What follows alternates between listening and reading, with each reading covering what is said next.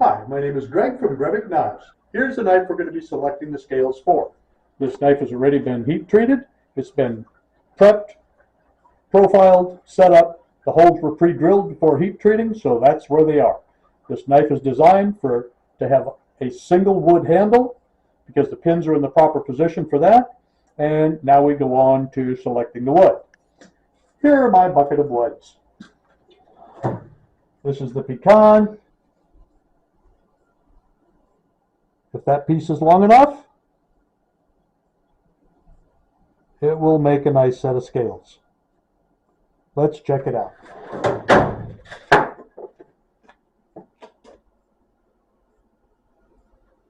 It is barely long enough.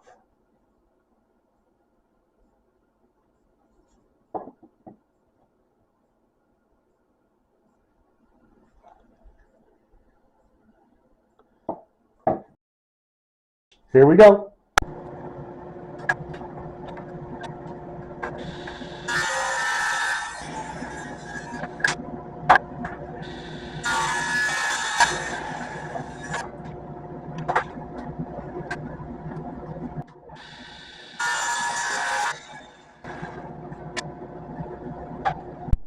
Okay, now we've got this block ready to be split. It's got all the saw marks on it. We're going to smooth those saw marks off and get it ready to turn it into scales for the knife.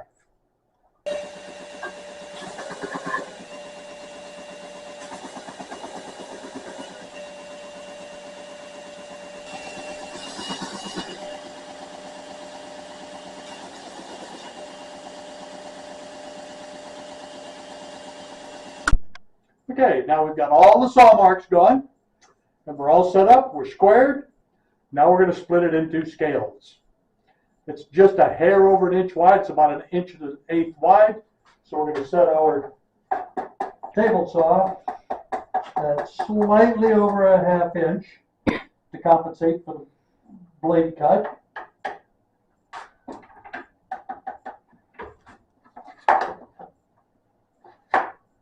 And then we split the scales.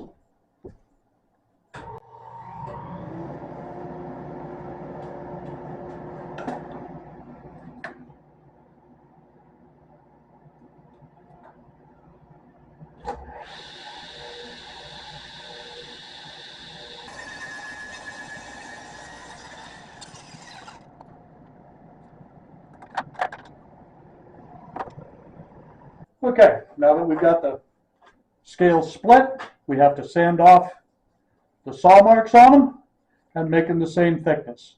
They're very, very close, but just slight variation. That'll be taken care of in sawing.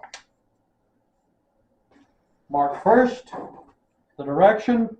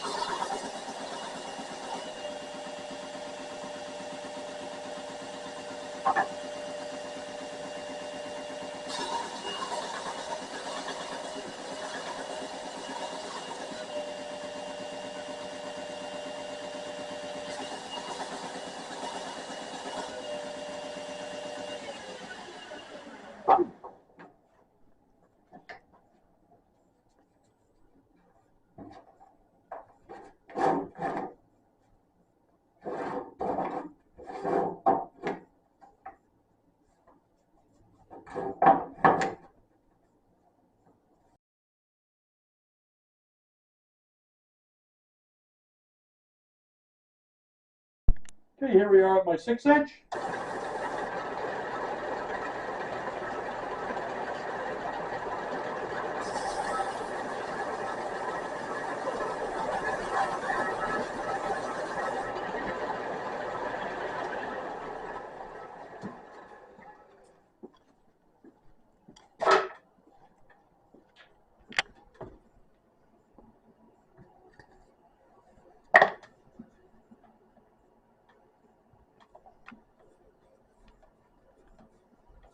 Almost perfect.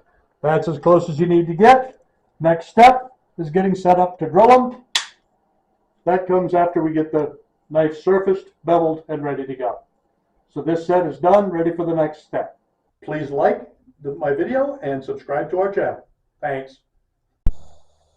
Okay, here we are back in the shop. We've got the knife that's all set up, ready to put the scales on. We've got the scales that we've already cut. They've been leveled, smoothed, ready for mounting, and they are bookend matched. One piece that we split in half earlier. The pins we're going to be using are mild steel. We've cut 3 pins to fit. Next step, put it on the drill press and get going. First thing we check is to make sure the pins, the 3/16 pins, fit in the 3/16 holes. They're a little bit tight, so it's going to make it very difficult to put the pins in while we're drilling. So we're going to do the Dremel tool.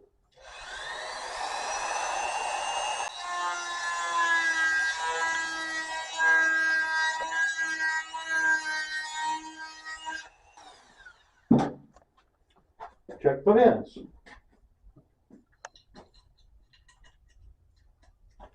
Perfect fit. Okay, and we lock it down. Safety first, always lock down your product that you're drilling.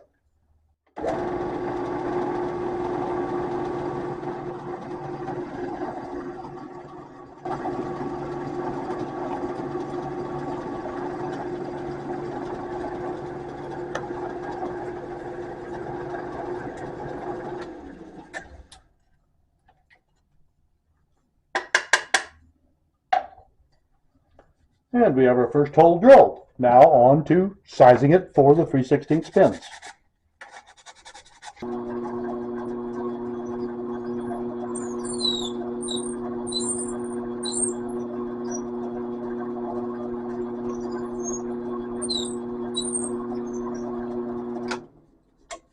And now we check for the size of the pin, make sure it goes in the hole.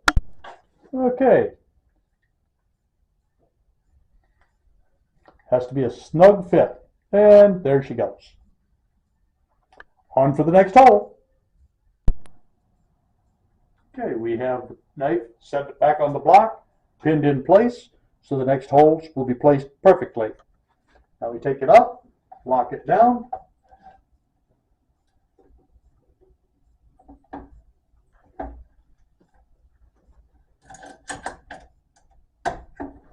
And we're ready for hole 2.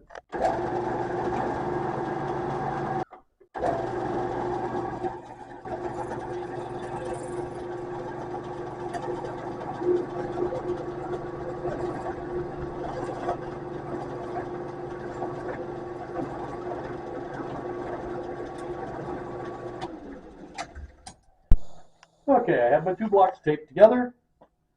I got the holes drilled from that were mounted on the knife.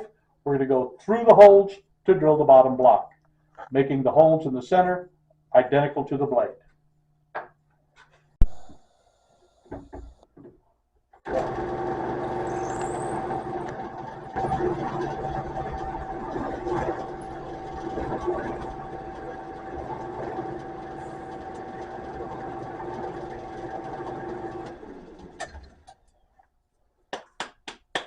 And now we'll ream this one also.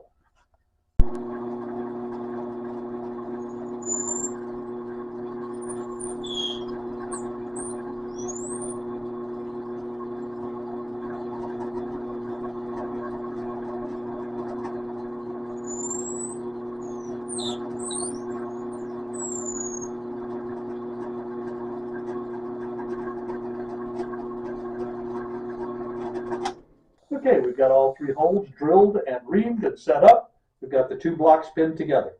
Now we're going to set the knife on the pins on top of the block, and we're going to put the pattern of the knife on the block for profiling. Fits perfect.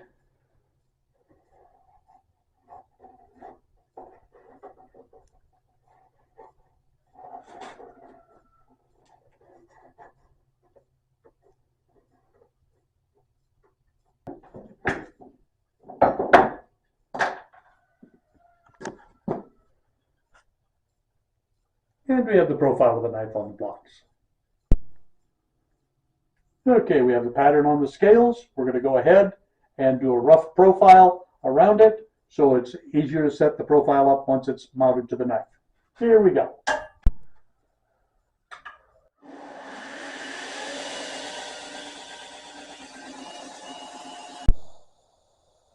Okay, it is all set up, rough profile. Cameraman couldn't get a good video of it because all she could see was my hands and a cloud of dust. Had to leave because of the dust. Always use safety equipment. Now, what we're going to do is we're going to actually fit it to the knife.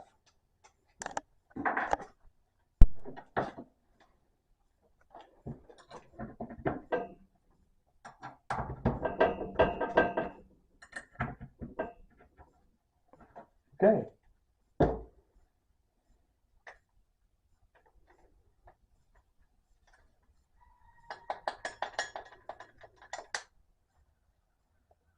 And it's together. A little bit of cleanup there and there and there, and we can continue with the next step of the scales. Please visit our website at www.grebickknives.com. Please subscribe to our YouTube channel and like our videos. At our website, you will find all the knives and blogs that we currently have about the knives. If you'd like to have any more information, please leave us a message in the comment section and I'll either get back to you or I'll make another video to cover that subject. Thank you.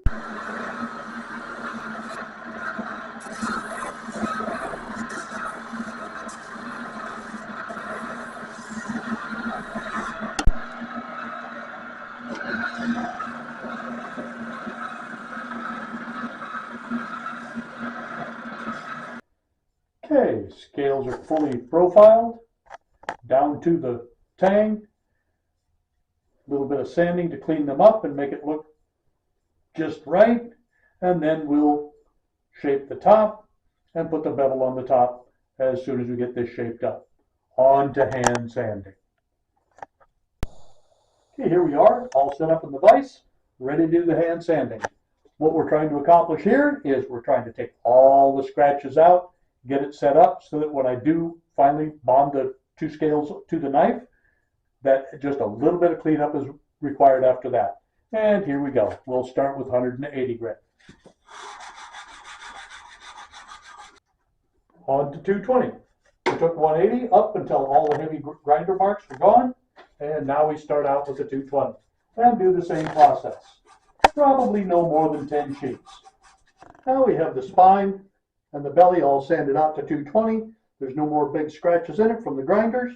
And now we set the bolster bevels. The bolster area of the knife, you want to have the right shape on it so it looks good, and you get to decide all by yourself what that shape is. I want to take a little bit off the front. I want it to be a little bit rounded, and then we'll round the back a little bit. Now we want to mark it, make sure we know which side. Because I've never made a mistake. Okay, we've got them pinned back together so I can grind both pieces at the same time. We're going to shape the bevel.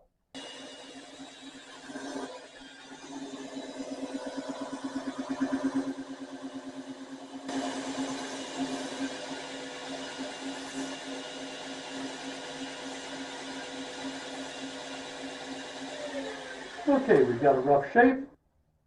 We'll see how it looks when it's on the blade. That's going to look fine. Now we just want to contour the front, and that's the next step.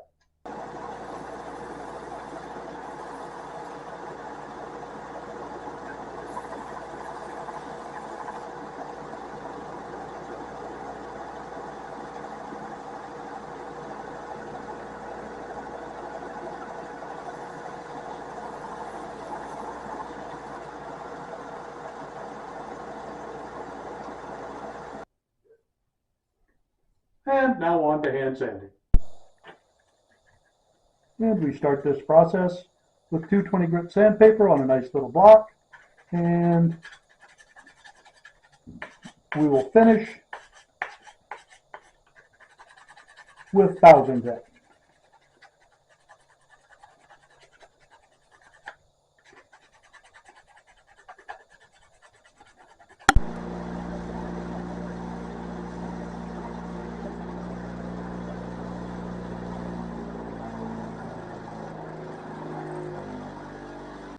Now, we're going to shape the scales.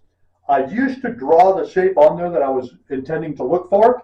I'd draw it on the sides and I'd draw it on the front, but that doesn't survive first sanding. It's gone as soon as you start it. So I found that it's much easier for me just to shape them by feel. And we're going to show you how that's done. Back in a second.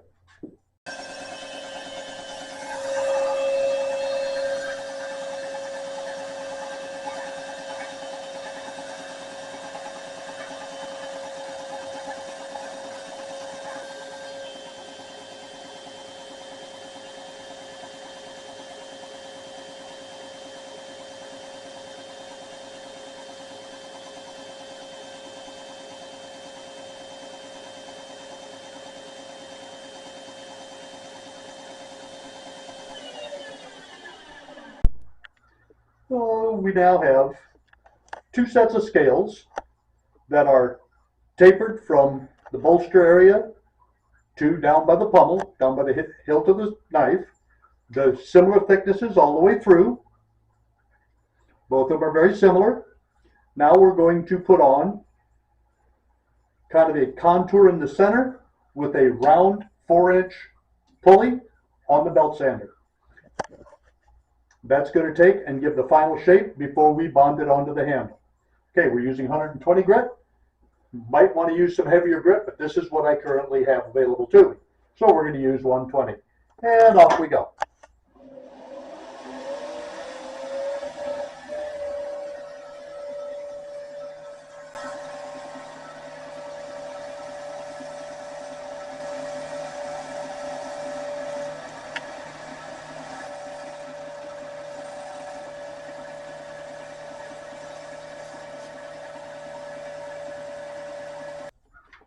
And here's the shape that we're looking for. Slope down in, you'll be able to grab a hold of it. Needs a lot of refinement. That will all be done by hand sanding. And now on with the last piece to match this one. Here we have the tang of the knife all set up, prepped, ready to go.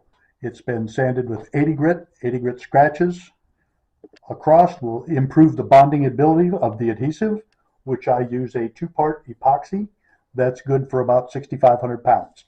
Now, some people suggest using 36 grit. My mileage says 80 grit is fine because I've had to grind scales off when I had to replace them. So we're going to go from there. So that's the blade. You'll notice the blade is darker than it was. That means I acidized it and coffee etched the blade for the final finish. Now we're going to start on the scales. I want the scales to be 80 grit as well. So I take a fresh piece of 80 grit paper and I just take it and hit the scales just a little bit, holding it the widest part, and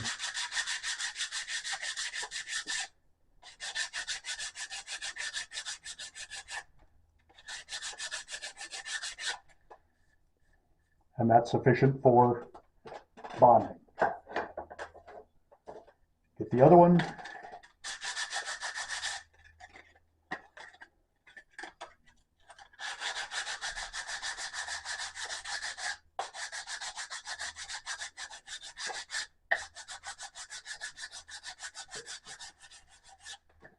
And to be sure not to change the contour of the handle that comes in contact with the tang, or they won't line up.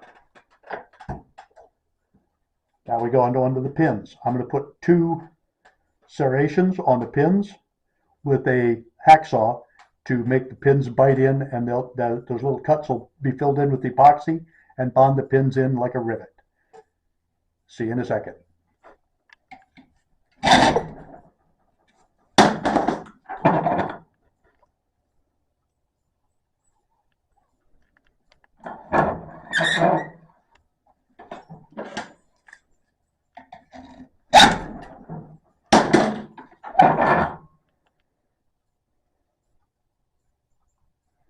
That's sufficient. We're scuffing the pins after I get the cuts in it. Cuts are in all 3 of them. Now we're cleaning it up with 80 grit, and plus that helps to put little scratches in the sides that assist in the bond. And if you don't do this every place where you cut, you've got a little burr sticking up.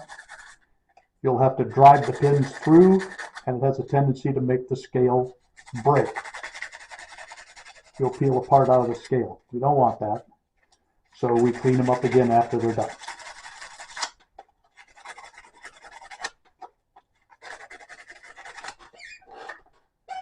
Cleaned all three of them up with 80 grit, and you can see how it looks after that. We're all set up now, ready to go. We've got the G-Flex epoxy. I do highly recommend the G-Flex epoxy over any other epoxy out there. We've got the metal is sanded to 80 grit, the scales are sanded to 80 grit, the pins are sanded to 80 grit. I use a very, very expensive application tool. It is a plastic knife with serrations on it. Now, the reason I do that, you will see when I'm applying the epoxy, you will see why I do that. I have the acetone here instead of the denatured alcohol because acetone will remove any residue from the epoxy completely, enough so that you can wipe it off with another set when you're done. Now we're going to get started. We want just a little bit, we want enough epoxy to cover both scales and both halves of the knife.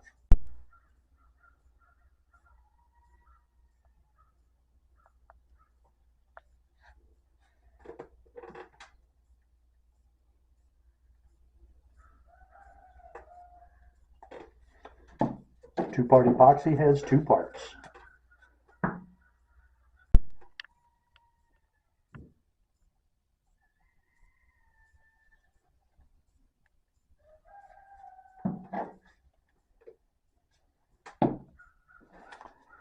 And we mix them together.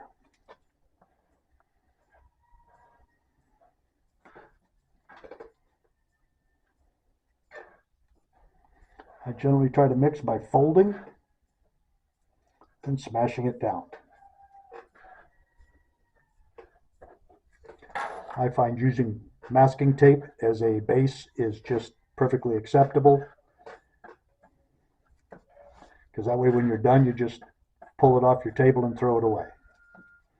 That's pretty evenly mixed. If you don't get it mixed up evenly, your bond will not be sufficient. So you got to mix it pretty well. Now it takes a long time for this stuff to set up. You've got over 45 minutes working time. So now I put it on the scales. You want to evenly coat the scales.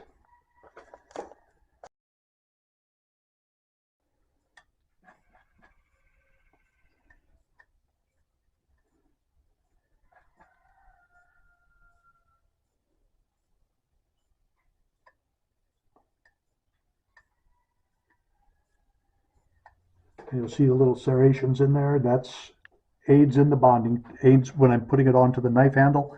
The two serrations work in there. There we go. That's one scale. If you were using 5-minute epoxy, you wouldn't have time to show people what you're doing. You just put it on and glue it together and tell them about it. But that's not why I use this. I use this epoxy because it is great stuff.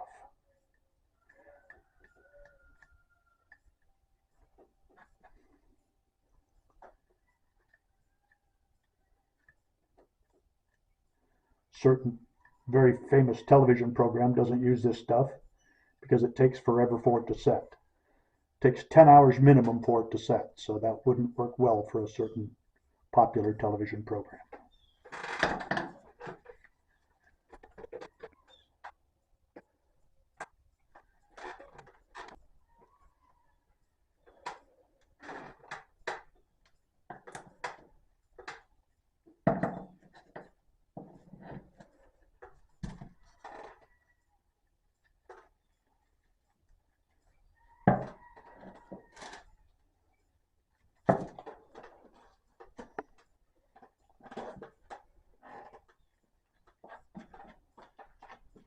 Some people are very dainty with this stuff and don't get it all over the place.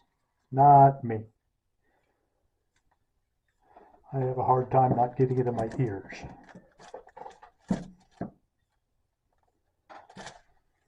Now, when it doesn't come through quite right, we'll fix that in just a minute. That's why you want to have an arbor press at your beck and call. Okay, that one came through pretty good, maybe a little bit more. Not quite that far. And this one didn't come through very well, so we're going to use an arbor press to push it through.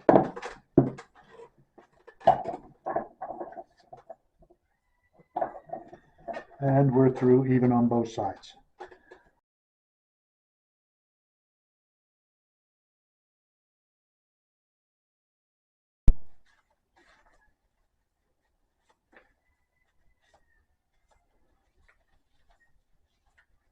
Clean up all the excess that you get all over the place.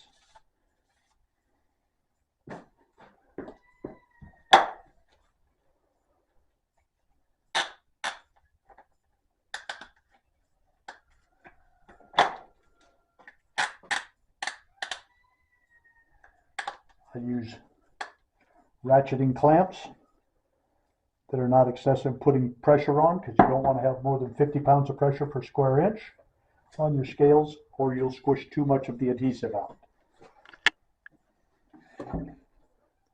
They're sitting on top of the pins? Yeah, they're sitting right over the pins. There's a little gap in the clamps. If you look at the clamps, the pins will sit right down in that little crease in there. Now we clean the scales up as good as we can prior to letting it cure.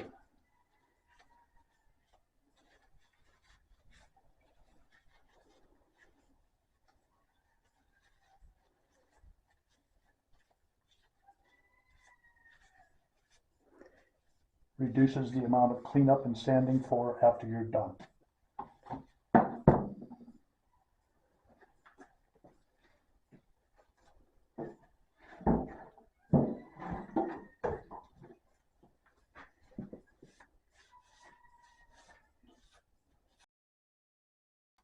Trying to be real careful around the top edge, because that edge is 100% finished, so you don't want to have any globs of epoxy that cure onto the blade up there. And then I take a clean dry and I wipe it off.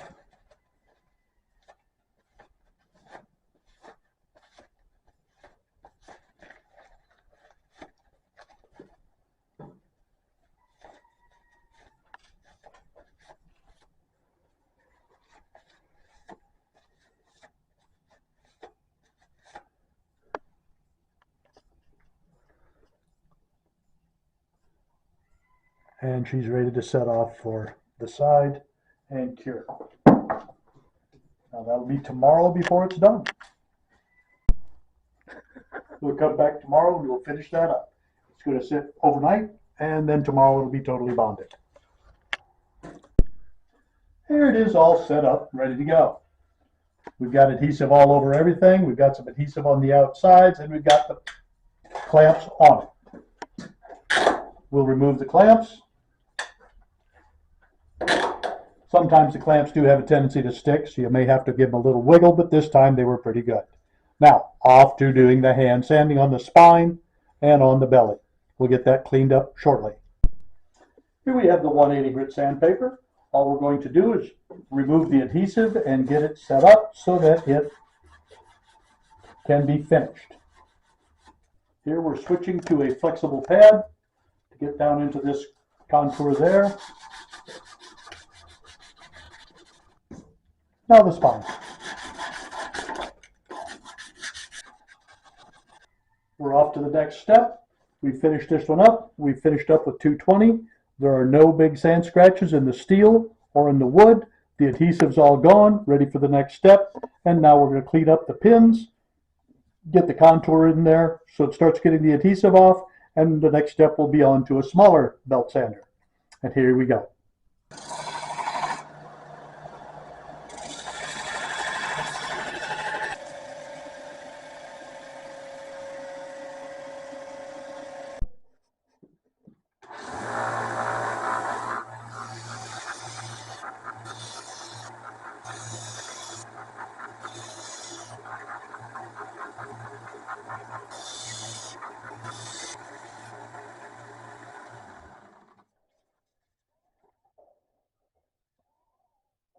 We have it all sanded down. The pins are sanded down. The adhesive is cut off the edges. The adhesive is off the center. And we've got a basic rough shape going on from the little 1-inch belt sander. Now we go ahead and start hand sanding. We start with 80 grit for the shaping and getting all the remaining adhesive off the edges and get everything set so it feels good in the hand. We do that with strips of 3/4 inch wide 80 grit sandpaper, and we use it like we're shoe shining.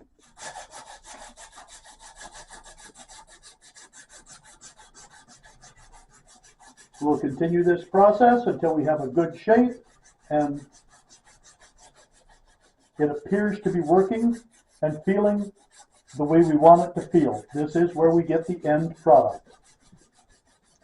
This will continue through 180, 220, 320, 400, 600, 800, and finally 1,000 before we're done.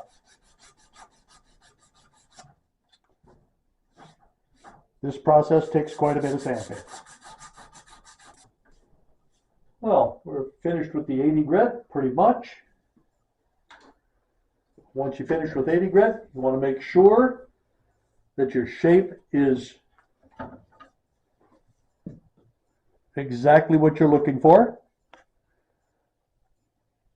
because the next step is to start with 180 and then follow through all the way up to 1,000 grit, and you're just removing scratches and any little slight imperfections that you might run across.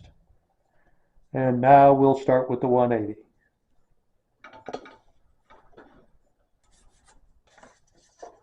Now I match and blend the rest of the spine into where we've finished the stuff. You may not be able to see that, but part of it is still dark from acidizing and part of it is light colored from sanding. It'll all be light colored from sanding to 1,000 grit. And then we will re-darken it after it's buffed and cleaned up before final inspection. Now the spine is blended all the way up to a transition point. That way we can make the knife look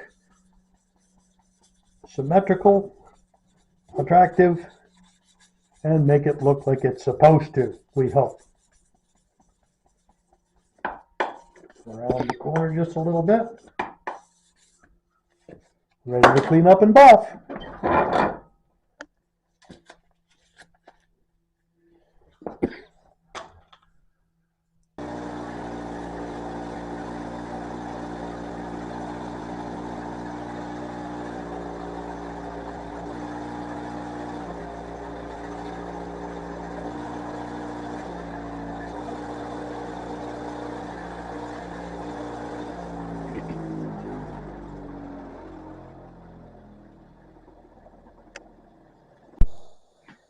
Now, we're all set up, back getting the final finish for the handle.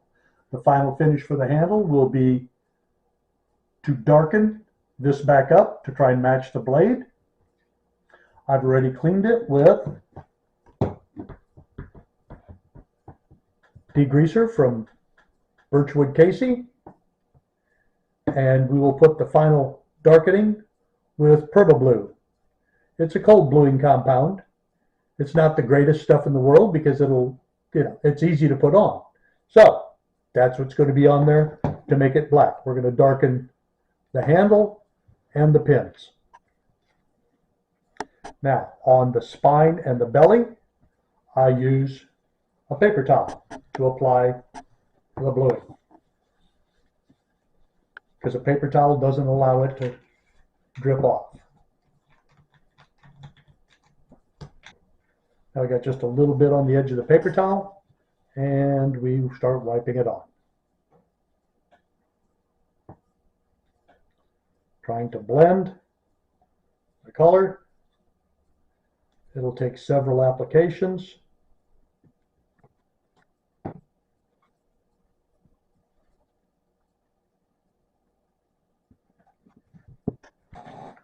Starting to get darker and darker. So now we'll leave that sit on there and continue working, and we're going to do the pins. You want to neutralize that, and for that, we're going to use some Windex. Now, to neutralize the bluing compound, we're going to use Windex with ammonia D, because the ammonia neutralizes the acid that's in the bluing compound. Put it on liberally,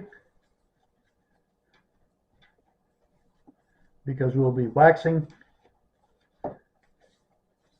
to make it look pretty in just a minute.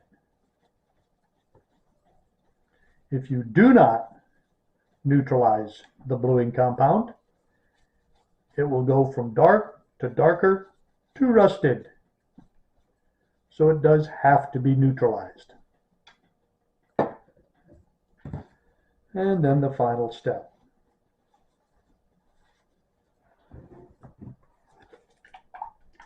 Now, when I'm doing the first initial cleaning wax, I use Howard's Butcher Block conditioner,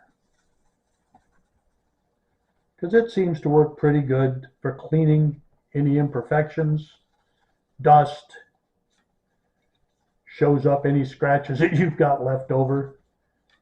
And my inspector, who's currently operating the camera, will inspect the knife and tell me just exactly if I mixed any scratches.